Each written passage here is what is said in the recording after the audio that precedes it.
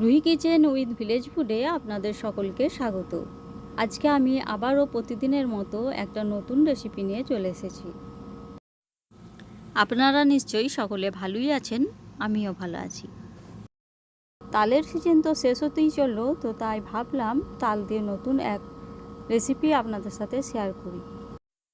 Cake আমি অনেকবার বাড়িতে বানিয়েছি, আপনাদের সাথে কখনো শেয়ার করা হয়নি, তো তাই ভাবলাম আজকে তালের একটা কেক আপনাদের সাথে শেয়ার করি। এই যে দেখুন কতটা স্পঞ্জি আর নরম হয়েছে এই তালের কেক। চলুন কিভাবে এই তালের কেক বানাতে হয় সেটাই আপনাদের দেখাবো, আর পুরো ভিডিওটা আপনারা স্কিপ না করে দেখবেন। আর আমার ভিডিওগুলো ভালো লাগলে অবশ্যই আমার চ্যানেলটা সাবস্ক্রাইব করবেন, তার সাথে লাইক কমেন্ট শেয়ার করবেন, আর ফেসবুক থেকে দেখলে পেজটা ফলো করার অনুরোধ রইল।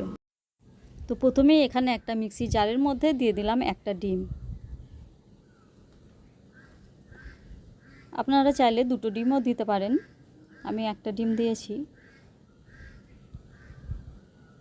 তারপর দিয়ে দিচ্ছি হাফ কাপের থেকে একটু বেশি সাদা তেল দিয়ে এবার তেল আর ডিমটা ভালো করে মিক্সিতে মিক্স করে নেব। এই যে এভাবে মিক্স করে নিয়েছি। এবার এটা একটা পাত্রের মধ্যে ঢেলে নিচ্ছি।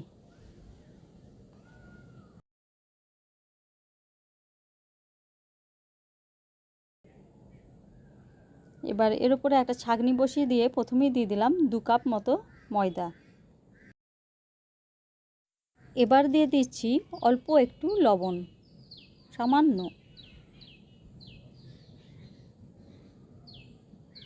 তারপর দিয়ে দিচ্ছি হাফ চামচ মতো বেকিং পাউডার, আর তার হাফ দিয়ে দিচ্ছি বেকিং সোডা। এবার এই সবগুলো একত্রে চালনিতে চেলে নেব।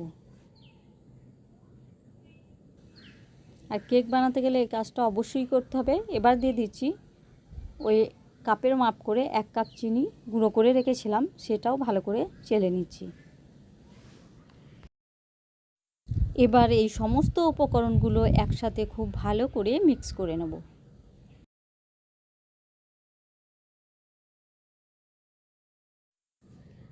এবার ওই একই কাপের মাপ করে দিয়ে দিচ্ছি 1 কাপ দুধ নিয়েছি, যতটা প্রয়োজন হবে দিয়ে দেব।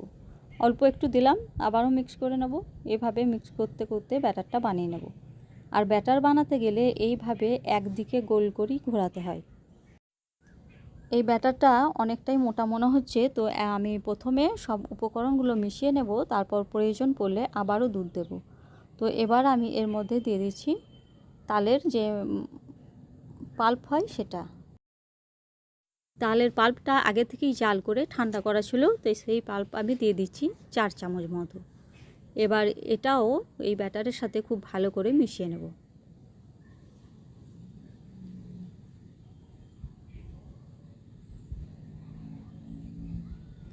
এই যে এভাবে আমি মিশিয়ে নিচ্ছি। তো এরপর যদি ব্যাটারটা মোটা লাগে তো আবারও একটু দুধ আমি এর মধ্যে দিয়ে দেব। আবারও একটু দুধ যোগ করে দিলাম, দিয়ে আবারও ভালো করে ব্যাটারটা বানিয়ে নিতে হবে।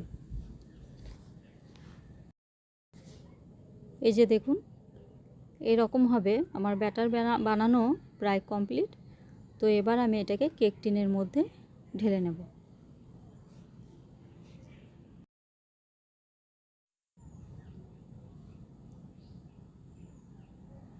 এই যে এদিকে দেখুন একটা পাত্রের মধ্যে আমি আগে থেকেই পেপার বসিয়ে ভালো করে তেল দিয়ে ব্রাশ করে নিয়েছি।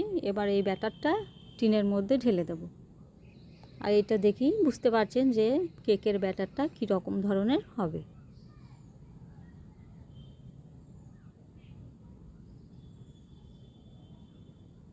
সমস্ত ব্যাটার ঢালা হয়ে গেছে। এবার এই পাত্রটাকে আমি একটু ট্যাপ করে নেব।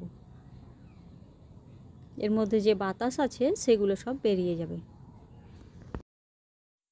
এই কেকটা আমি প্রেসার কুকারের মধ্যে বানাবো, তো তার জন্য একটা কুকার আগে থেকেই হিট হতে বসিয়ে দিয়েছিলাম। এবার এই ব্যাটারের কেক টিনটা আমি এই কুকারের মধ্যে দিয়ে দিলাম। এই যে দেখুন বসিয়ে দিয়েছি। এবার এটাকে আমি বেক করে নেব। 40 থেকে 50 মিনিট পর্যন্ত বেক করে নিলেই কিন্তু কেক তৈরি হয়ে যাবে। এবার আমি ঢাকনাটা বন্ধ করে দিচ্ছি। ঢাকনা বন্ধ করে গ্যাসের ফ্লেমটা একেবারে লো হিটে করে দিয়ে আমি অপেক্ষা করব। কেকটা বেক হতে বসিয়ে দিলাম। এদিকে একটা প্লেটের মধ্যে কিছু ড্রাই ফ্রুটস নিয়ে রেখেছি ওপরে সাজানোর জন্য। 30 মিনিট হয়ে যাওয়ার পর এভাবে ওপর থেকে কিছু চেরি আর কাজু কিশমিশ দিয়ে আমি সাজিয়ে নিয়েছি দেখতে সুন্দর লাগার জন্য। এই যে দেখুন এভাবে আমি সাজিয়ে নিয়েছি। তো আমি আবার কুকারের মুখটা বন্ধ করে দেব। এবার ঢাকনাটা বন্ধ করে দিলাম, দিয়ে আবারও 10-15 মিনিট আমি বেক করে নেব। 10 মিনিট পর দেখাচ্ছি, দেখুন এই যে কেক আমার তৈরি হয়ে গেছে। আমি ঢাকনাটা খুলে দিলাম। এবার কেকটাকে আমি কুকার থেকে বের করে নেব। এই যে দেখুন আমি বের করে নিয়েছি। এবার এটাকে এইভাবেই রেখে দেবো ঠান্ডা হওয়ার জন্য। এই যে দেখুন একটা ছুরি দিয়ে দেখে নিচ্ছি, কেক কিন্তু একবারে পারফেক্ট তৈরি হয়ে গেছে, একটু লেগে যাচ্ছে না ছুরির গায়ে। তো বুঝতে হবে যে কেক তৈরি হয়ে গেছে। কাছ থেকে দেখুন দেখতে কতটা সুন্দর আর লোভনীয় লাগছে। তো খুব সহজে কিন্তু এভাবে কেক আপনারা বানাতে পারেন। তালের কেক আমি আগে কখনো বানাইনি, এই প্রথমই বানালাম আর আপনাদের সাথে সেটা শেয়ার করলাম। তো আপনারা কমেন্ট করে জানাবেন কেমন হয়েছে। এবার এটা ঠান্ডা হওয়ার জন্য রেখে দিয়েছিলাম, ঠান্ডা হয়ে গেছে। এরপর আমি কেক টিন থেকে কেকটা বের করে নিচ্ছি।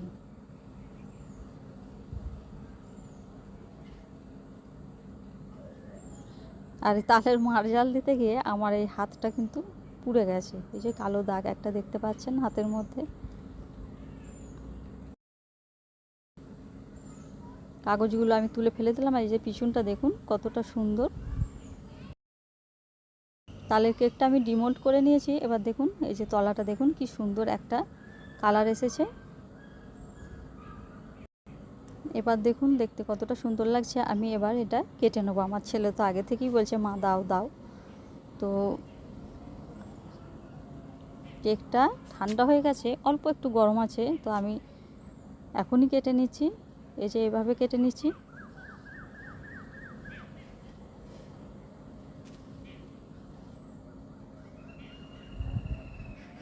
এবার দেখুন কত স্পঞ্জি নরম হয়েছে। এবার টেস্ট করার পালা।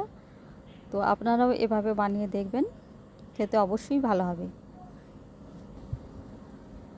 কেকের টুকরোটা আমি অন্য একটা প্লেটের মধ্যে তুলে নিলাম, কেননা আমার ছেলে তো আগে থেকেই রেডি হয়ে আছে খাবো বলে। তো এবার তাকে এই টুকরোটা দিয়ে আমি টেস্ট করাবো যে কেমন হয়েছে। আর আমি নিজেও একটু টেস্ট করে দেখে নিই। কেকটা তো ফার্স্ট টাইম বানালাম তালের কেক, তো কেমন হয়েছে খেয়ে দেখে নেব। তো আপনারাও এভাবে বানাবেন, তারপর আমাকে কমেন্টস করে জানাবেন কেমন হয়েছে। পরবর্তীতে দেখা হবে অন্য কোনো ভিডিও নিয়ে। আগামী দিন আরও কেকের অন্যান্য রেসিপি আমি আপনাদের সাথে শেয়ার করব। তো সকলে সুস্থ থাকবেন, ভালো থাকবেন।